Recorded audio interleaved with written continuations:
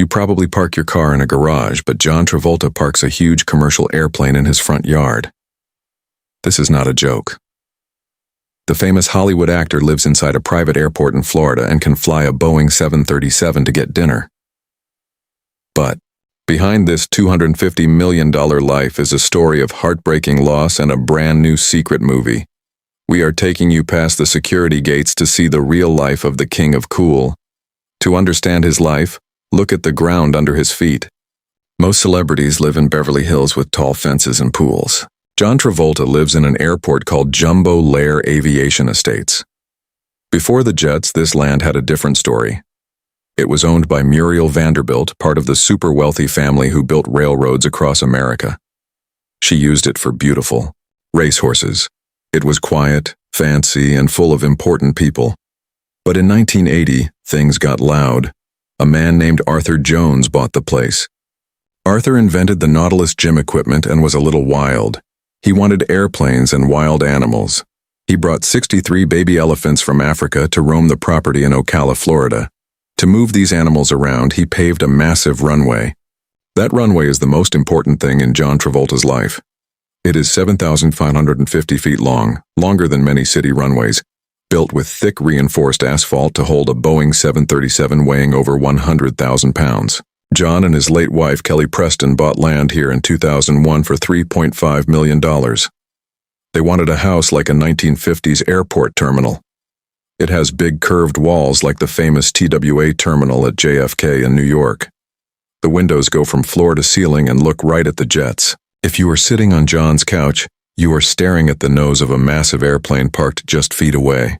The curtains are the exact shade of blue used by Qantas Airlines, for whom John has been a spokesperson for over 20 years. The kitchen feeds a whole flight crew fast before long trips to Paris or London. It has big industrial stoves and a walk-in refrigerator.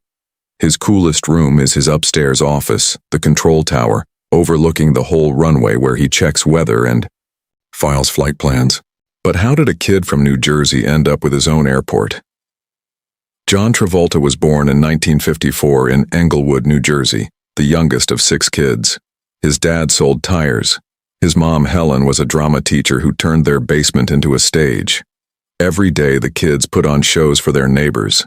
John loved airplanes, watching them from LaGuardia and buying airline timetables instead of comic books. At 16, he dropped out of high school and moved to New York City to act. In 1975, he was cast in Welcome Back, Kotter as Vinnie Barbarino, a cool kid with great hair who was not very smart.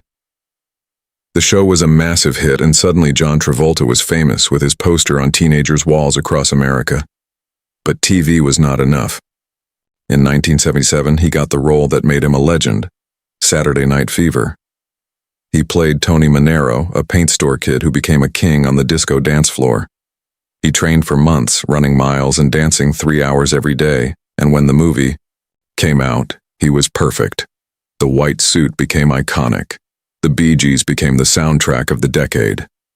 But while the world cheered, John was crying in his trailer. During filming, he fell in love with Diana Hyland, 18 years older than him. Diana got breast cancer, and John flew to Los Angeles to hold her hand when she died at only 41. He had to finish the movie, putting on his white suit and dancing with a broken heart. People said he cried between takes, but when the director said, "Action," he wiped his tears and became the disco king. After Saturday Night Fever in Greece, he was the biggest star on the planet. In the 1980s, he turned down huge hits like American Gigolo and An Officer and a Gentleman, and the movies he did make flopped. Critics said his career was over. But in 1987, filming a comedy called The Experts, he met Kelly Preston. She was beautiful and funny. John saw her and knew he would marry her. At a cast party, he asked her to dance, took her hand and spun her around, and she fell in love right there on the dance floor.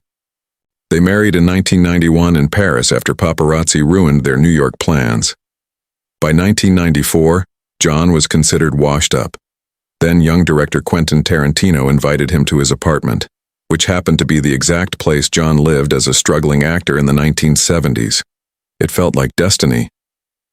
They played board games all night based on John's old movies. Quentin offered him the role of Vincent Vega in Pulp Fiction, a hitman and heroin addict. The studio wanted an action star, but Quentin fought for John. John accepted only $150,000, less than he made for a commercial. Pulp Fiction was a masterpiece. John was cool again, dangerous and funny, and he danced in the movie too. He got nominated for an Academy Award, and everyone wanted him again.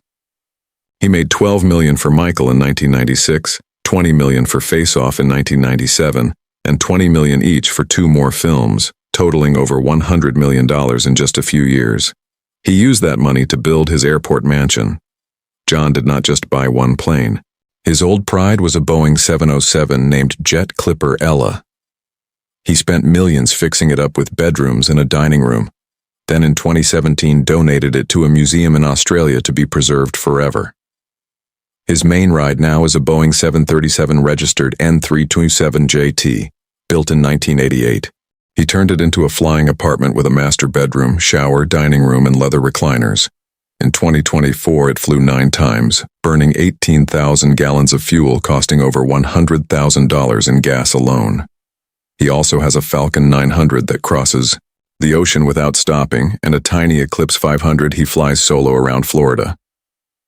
In late 2024, John bought a Lockheed Super Constellation from the 1950s, a dolphin-shaped plane with 3 tails considered the most beautiful ever built. Stuck at a Kansas City museum for 20 years, his mechanics got all 4 engines roaring to life.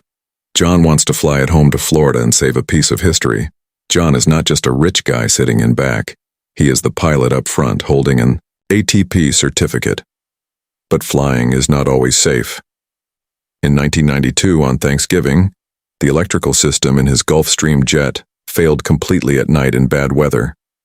He lost his radio, lights, and instruments, flying blind with his wife and baby son. On board, he spotted the Washington Monument through a break in the clouds, used it to find the airport, and made an emergency landing. That moment stayed with him. In 2023, he made the Shepherd about a pilot saved by a ghost plane, playing the ghost pilot as his thanks for surviving. When not in the air, John collects classic cars including a 1979 Rolls-Royce Silver Shadow from right after Grease and a 1958 Ford Thunderbird. But his 1970 Mercedes 280 SL was stolen in 2011 while he visited a dealer in Santa Monica. Police caught the thieves, but the car had been cut into pieces. He never got it back. John has been selling houses to simplify his life. He sold his 20-bedroom Main Island mansion on Islesboro for a record $7.5 million in May 2025, ending 30 summers there. He also sold his Clearwater, Florida home for $4 million in 2021. But he fought hard to keep Jumbo Lair safe. In 2024, when a developer wanted to build hundreds of homes next to his runway, John wrote a strong letter to the county and won. The developer pulled the plans. You cannot tell John Travolta's story without heartbreak. In 2009, his 16-year-old son Jett, who had autism and a history of seizures, had a seizure in the Bahamas, hit his head, and died. It was the worst day of John's life. He tried CPR, but it was too late. A paramedic and politician then tried to extort him for $25 million, forcing a painful trial. He dropped the case because he just wanted to grieve. The people of Ocala protected him, treating him like a neighbor, not a star. John says their love helped him survive. Then in 2020, his wife Kelly Preston died of breast cancer she had kept secret for 2 years.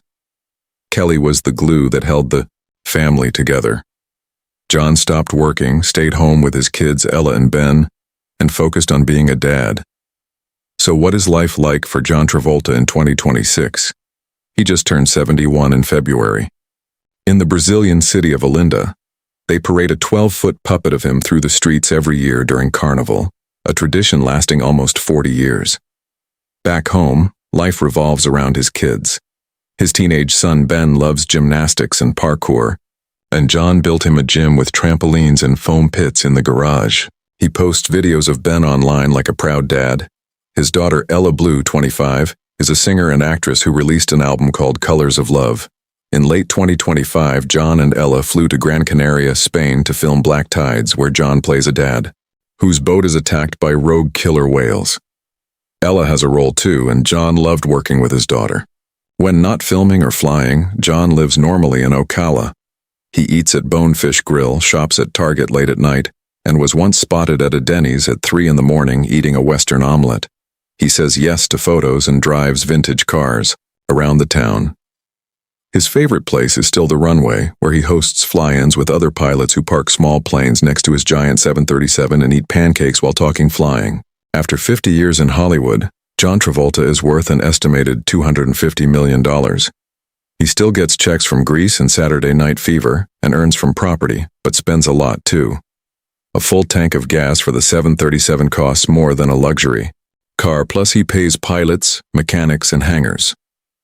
But for John, it is worth every penny. He once said flying is his escape. Up in the air, nobody wants an autograph and nobody is asking him for a job. He is just a pilot. He is in control. He built a world where he is always the captain, and at 71 he is still flying high.